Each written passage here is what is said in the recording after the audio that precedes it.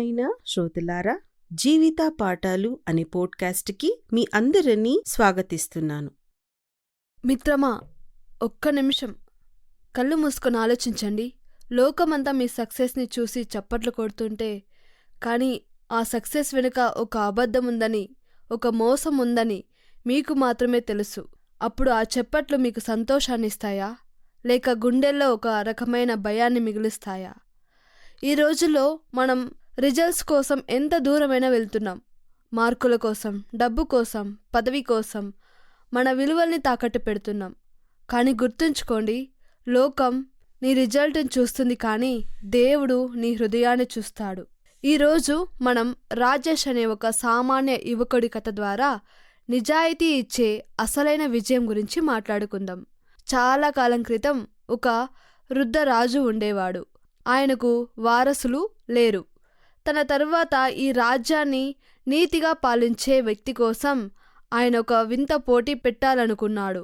రాజ్యంలోని యువకులందరికీ ఒక్కొక్క ఇత్తనం ఇచ్చి, దీని నాటి ఏడాది తర్వాత ఎవరు అందమైన మొక్కను తెస్తారో వారే తదుపరి ఈ రాజ్యానికి రాజు అవుతారని ప్రకటించాడు. ఆ గుంపులో రాజేష్ అనే యువకుడు కూడా ఉన్నాడు. తనకిచ్చిన విత్తనాన్ని ఎంతో భయభక్తులతో ఇంటికి తీసుకెళ్లాడు. ఒక మట్టి కుండలో మంచి ఎరువు వేసి మట్టిని పెట్టి ఆ విత్తనాన్ని నాటి ప్రతిరోజు నీళ్లు పోస్తూ ఎదురు చూడటం మొదలుపెట్టాడు. రోజులు గడిచాయి, వారాలు గడిచాయి, నెలలు కూడా గడిచిపోతున్నాయి. కానీ రాజేష్ కుండలో కనీసం ఒక్క చిన్న మొలక కూడా రాలేదు. ఇంకోవైపేమో రాజేష్ స్నేహితులు మాత్రం గొప్పలు చెప్పుకుంటున్నారు. నా మొక్క జానెడు పెరిగింది, నా మొక్కలో ఎర్రని పూలు పూసాయి అని. రాజేష్కి భయం వేసింది. నేనేం తప్పు చేస్తున్నాను, నా విత్తనం ఎందుకు మొలకెత్తలేదు అని రాత్రంతా ఆలోచించేవాడు. పోలిక అనేది సంతోషాన్ని చంపుతుంది. చుట్టూ అందరి కుండల్లో పూలు పూస్తున్నాయని తన ఖాళీ కుండని చూసి రాజేష్కి ఒకటే అనిపించింది, నేను విఫలమయ్యానా, నా ప్రయత్నంలో లోపం ఉందా అని వాళ్ళ ఫ్రెండ్స్ని చూస్తూ పోల్చుకుంటూ ఉండేవాడు. 6 నెలలు గడిచాయి. ఊరంతా పచ్చని మొక్కలతో నిండిపోయింది. రాజేష్ ఒకరోజు మార్కెట్కి వెళ్ళాడు. అక్కడ ఎన్నో అందమైన పూలు మొక్కలని అమ్మకానికి ఉండడం చూశాడు. తన మనసులో ఒక చిన్న ఆలోచన వచ్చింది. నేను ఒకవేళ కొత్త విత్తనాన్ని తీసుకొని నాటి పెంచితే పూలు పూస్తాయి కదా, ఈ విషయం రాజుగారికి ఎలా తెలుస్తుంది అనే ఆలోచన తన హృదయంలో వచ్చింది.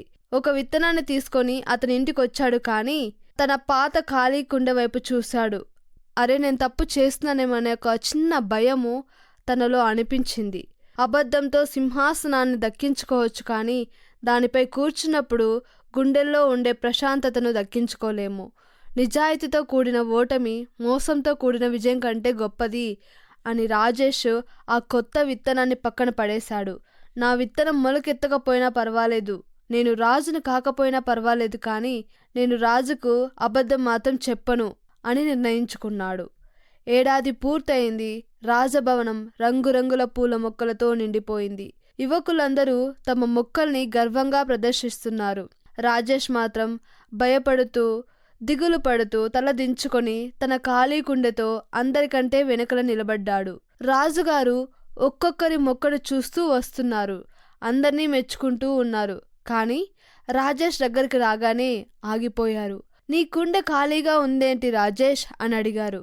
రాజేష్ కళ్ళలో నీళ్లతో, రాజా, నేను ఎంతో ప్రయత్నించాను, ప్రాణం పెట్టి చూసుకున్నాను, కానీ ఆ విత్తనం మొలకెత్తలేదు, నన్ను క్షమించండి అన్నారు. రాజుగారు ఒక్కసారిగా నవ్వి రాజేష్ చేయి పట్టుకొని పైకెత్తారు. ఈ దేశానికి కావలసిన అసలైన రాజు దొరికాడు అని ప్రకటించారు. రాజుగారు ప్రజలందరి మీద గర్జించారు. నేను మీ అందరికీ ఇచ్చింది ఉడికించిన విత్తనాలు. ఉడికించిన విత్తనం ఎప్పటికీ మొలకెత్తదు. మీరందరూ రాజు అవ్వాలనే దురాశతో నిజాయితీని చంపేసి విత్తనాలు మార్చారు. కానీ రాజేష్ మాత్రం తన ఓటమిని కూడా నిజాయితీగా నా ముందు నిలబెట్టాడు. నాకు అందమైన తోటలు కాదు, నిఖార్సైన నిజాయితీ ఉన్న హృదయం కావాలి అని ప్రజలందరి మీద అరిచాడు. మిత్రమా, రాజేష్ కథ మనకు ఒక గొప్ప పాఠం నేర్పుతుంది. ఈ లోకం నిన్ను నీ బ్యాంక్ బ్యాలెన్స్ని బట్టి, లేదా నీ ఉద్యోగాన్ని బట్టి, నీ హోదాని బట్టి గొప్పవాడిగా చూస్తుంది. కానీ దేవుడు నీ క్యారెక్టర్ని చూస్తాడు. 1 సమూయేలు 16:10 ఇలా ఉంది, మనుషులు పై రూపంను లక్ష్యపెట్టుదురు గాని యెహోవా నీ హృదయాన్ని లక్ష్యపెట్టును. ఆఫీస్లో ప్రమోషన్స్ కోసం, వ్యాపారంలో లాభం కోసం, లేదా ఉద్యోగంలో ఇంకా ఎక్కువ ఎత్తుకు ఎదగాలనే ఆశతో ఏదో ఒక విధంగా తప్పు పనైనా చేసి ఉద్యోగం సంపాదించుకోవాలనో ఇలా చూస్తూ ఉంటాము. ఎవరూ చూడటం లేదని మనం తొక్కే అడ్డదారులు దేవుని దృష్టిలో మనల్ని ఓడిపోయేలా చేస్తాయి. నీ జీవితం అనే కుండలో ప్రస్తుతానికి ఏ ఫలితం లేకపోయినా పర్వాలేదు, కానీ నిజాయితీ అనే మట్టి మాత్రం ఎండిపోనివ్వకు. ఆ నిజాయితీనే ఒకరోజు నిన్ను దేవుని ముందు మహారాజుగా నిలబెడుతుంది. ఎందుకంటే నిజం అనేది నిప్పు లాంటిది, అది ఎప్పటికైనా బయటపడుతుంది. కాబట్టి అడ్డదారులో వెళ్ళడం మానేసి నిజాయితీగా ముందుకు వెళ్ళడానికి ప్రయత్నించండి. ఈ వారం మీరు చేసే ప్రతి పనిలో రాజేష్లా నిజాయితీతో ఉండడానికి ప్రయత్నించండి. ఆత్మవిశ్వాసంతో జీవించండి. మళ్ళీ వచ్చే వారంలో మరో స్ఫూర్తిదాయకమైన కథతో మళ్ళీ కలుద్దాం. అంతవరకు సెలవు. God bless you. ఈ కార్యక్రమమును గూర్చి మీ సలహాలు మరియు మీ ప్రార్థనా అవసరతల కొరకు మమ్మను సంప్రదించవలసిన మా ఫోన్ నంబర్ 9448508503 మరియు ఈమెయిల్ ఐడి info@fibaonline.org.